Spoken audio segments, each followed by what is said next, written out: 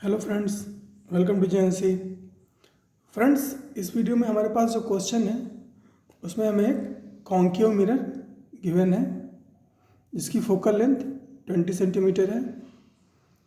इस concave mirror की principal axis पर है ना, प्रिंसिपल एक्सिस पर पोल से 30 सेंटीमीटर की डिस्टेंस पर है ना, पोल से 30 सेंटीमीटर की डिस्टेंस पर एक ऑब्जेक्ट है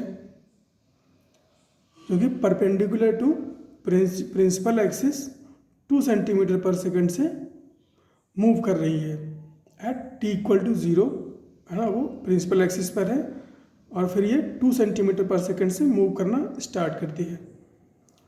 तो हमें इमेज की कॉरेस्पॉन्डिंग वेलोसिटी बतानी है।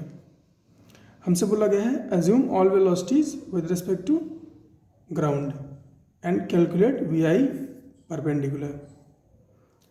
तो फ्रेंड्स, मैं चाहूँगा पहले आप इस क्वेश्चन को अपने से ट्राई कर लो वीडियो पॉज करके, उसके बाद आ जाओ मेरे डिस्कशन पे।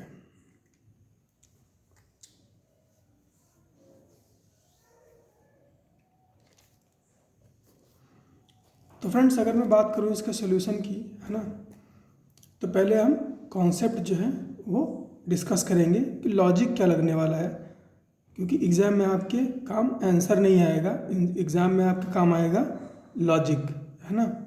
क्योंकि आपको आईआईटी का एग्ज़ाम देना है, बोर्ड का एग्ज़ाम, तो आप दे ही दोगे अपने से। तो फ्रेंड्स, यहाँ पर आप सिचुएशन देखो क्या है। जो ऑब्जेक्ट की डिस्टेंस होती है जिसको हम u से रिप्रेजेंट करते हैं, है ना, यानी कि ये u, ये कैसी है, कांस्टेंट है। अब फ्रेंड्स, अगर u कांस्टेंट है और फोकल लेंथ भी कांस्टेंट है ना, जो कि कांस्टेंट ही होती है फिलहाल, u कांस्टेंट है, f कांस्टेंट है, तो फ्रेंड्स मिरर फार्मूला से हमको ये पता है ना, कि अगर u और f कांस्टेंट है ना, तो क्या होगा, v भी कांस्टेंट रहेगा, v भी कांस्टेंट रहेगा।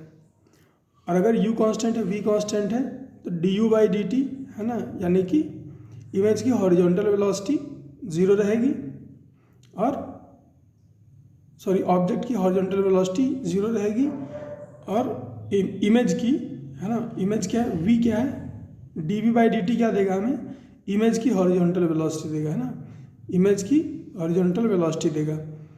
तो इमेज की हॉरिजॉन्टल वेलोसिटी 0 रहेगी। इतनी बात आपको समझ में आ जानी चाहिए अब तक। अब फ्रेंड्स बात करें, है ना, अब बात करते हैं हॉरिजॉन्टल वेलोसिटी की, है ना।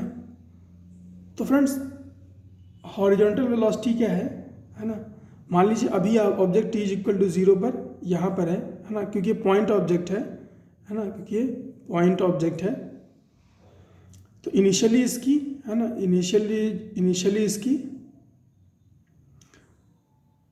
जो हाइट है वो क्या है, 0 है ना। t इक्वल टू 0 पर इसकी हाइट 0 है। एट सम इंस्टेंट इसकी जो हाइट है वो क्या है, h o हो जाएगी, है ना, h o। t टाइम के बाद जब ये यहाँ पहुँच चुकी होगी ऑब्जेक्ट, तो इसकी हाइट क्या हो जाएगी, h o। उसके बाद अब यहाँ पर पहुँचेगी, है ना, तो कुछ और ऐड हो जाएगी, है ना, बोल देते हैं h o डैश, है ना, ये h o डैश हो जाएगी। तो फिलहाल ये कंटिन्यूसली चेंज होती रहेगी। तो जो हाइट ऑफ ऑब्जेक्ट है वो चेंजिंग होगी। और फ्रेंड्स, अगर हाइट ऑफ ऑब्जेक्ट चेंज होगी तो हाइट ऑफ इमेज भी चेंज होगी, है ना। हाइट ऑफ ऑब्जेक्ट अगर चेंज होगी तो हाइट ऑफ इमेज भी चेंज होगी। और फ्रेंड्स, हमारे पास क्या रिलेशन है, हमारे पास रिलेशन है hi upon ho is equal to minus v by u, है ना। Height of image divide by height of object is equal to minus v by u। तो यहाँ से hi क्या आया, यहाँ से hi क्या आया, minus v by u into ho, है ना, minus v by u into ho।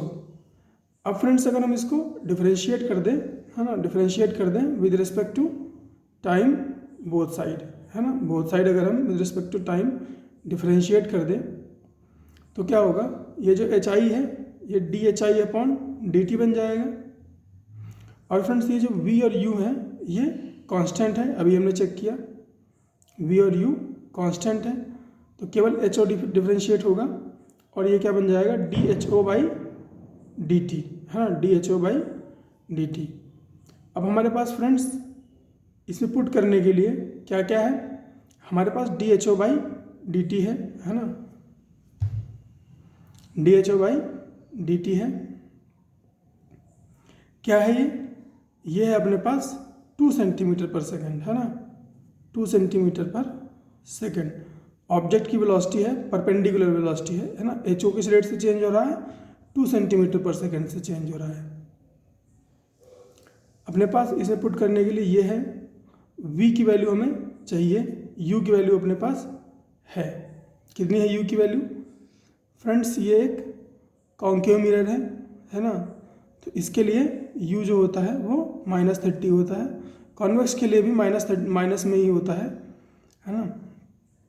और फ्रेंड्स अगर लॉजिक के साथ सोचना है इस चीज़ को, तो इसको इस तरह से हमेशा सोचा करो कि क्योंकि ये डिस्टेंस है ना, क्योंकि डिस्टेंस पोल से ऑब्जेक्ट की तरफ ली जा रही है, पोल से ऑब्जेक्ट कैसा है, राइट टू लेफ्ट, और लाइट किस डायरेक्शन में जाएगी, ऑब्जेक्ट से मिरर की तरफ, that is left to right, तो राइट टू लेफ्ट है ना is opposite with respect to left to right, that is why we are taking u as negative, क्योंकि पोल से ऑब्जेक्ट की जो है ना डिस्टेंस डायरेक्शन है वो ऑपोजिट है लाइट की डायरेक्शन से, इसलिए हम यू को नेगेटिव ले रहे हैं। तो इतना एक्सप्लेनेशन आपके लिए काफ़ी होगा। तो u कैसा है -30, f कैसा है -20, है ना, f क्यों माइनस में लिया वो भी आपको समझ में आ गया होगा, है ना, क्योंकि वो भी ऑपोजिट है ना लाइट की डायरेक्शन से। कहाँ होगा फोकस, यहाँ कहीं होगा, है ना, ये डिस्टेंस आएगी कितनी -20, ये 20 आएगी, क्योंकि ऑपोजिट है लाइट की डायरेक्शन से, इसीलिए माइनस में।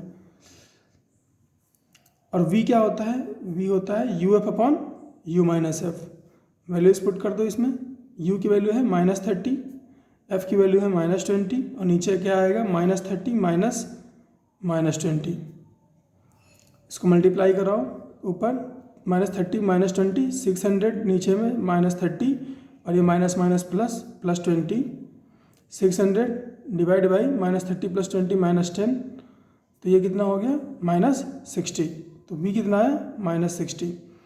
अब हम वैल्यूज़ पुट कर सकते हैं, तो vi परपेंडिकुलर है ना, जो dhi बाई dt है वो क्या है vi perpendicular equal to -v by u vo perpendicular, जो dho बाई dt है वो क्या है vo परपेंडिकुलर। वैल्यूज पुट करो इसमें, माइनस ब्रैकेट में v बाई u क्या हो जाएगा, v कितना है -60, u कितना है -30, है ना, तो ये कैंसिल आउट हो गया, ये कितना हो गया 2, बाहर vo परपेंडिकुलर कितना था 2 सेंटीमीटर पर सेकेंड, 2, तो ये हो गया -2 × 2, तो vi परपेंडिकुलर कितना है -4 सेंटीमीटर पर सेकेंड। तो आई होप आपको इसका सॉल्यूशन समझ में आया होगा फ्रेंड्स, लॉजिक मैंने एक्सप्लेन करने की पूरी कोशिश की है। मिलते हैं फ्रेंड्स नेक्स्ट क्वेश्चन।